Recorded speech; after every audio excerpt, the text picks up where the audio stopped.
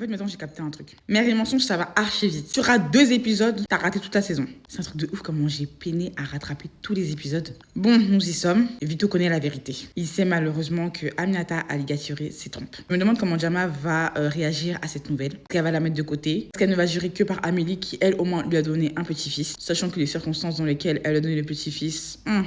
on pourra en parler aussi. Mais pour le moment, comme on ne connaît pas la vérité, enfin du moins eux ne connaissent pas la vérité, du coup on peut pas vraiment parler. Mais n'empêche que j'ai pas du tout aimé le fait que Tata Radi agisse ainsi envers Aminata. D'ailleurs même je trouve que sa vengeance elle est exagérée. Vraiment elle me déçoit. Je trouve vraiment qu'ils avaient tué genre sa sœur mais un truc de ouf. Alors qu'en fait c'est juste genre une erreur médicale. Enfin je peux comprendre mais...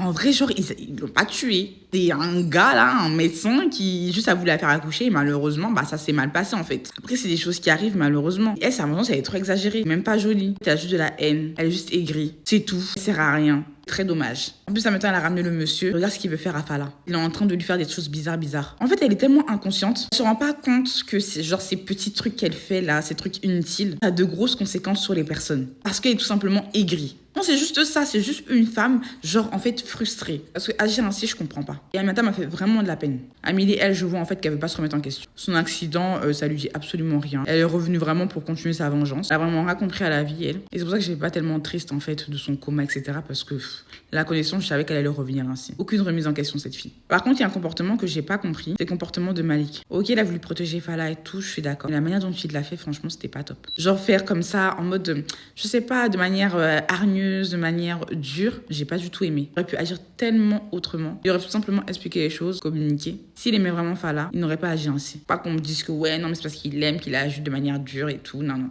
Ça, c'est pas beau. Je sais, on est dans une série et tout. Et une série quand même qui reflète la réalité. Pas agir comme ça quand même. C'est que lui-même dans sa tête, là, c'était pas trop ça en fait. J'attends de voir vraiment. Et j'espère qu'à la fin, il se rattrapera quand même. Parce que Fala, franchement... c'est chaud pour elle, hein. Là, elle encaisse, hein. Elle apprend déjà que sa mère est morte, que Radi n'est pas sa vraie mère, qu'elle a un prétendu père. Maintenant, elle apprend que ce n'est pas son père. Et ensuite, là, en plus, le vieux, il veut lui faire des trucs bizarres. C'est très, très compliqué pour elle. En tout cas, la série va très vite. Les événements s'enchaînent assez vite. J'aime beaucoup.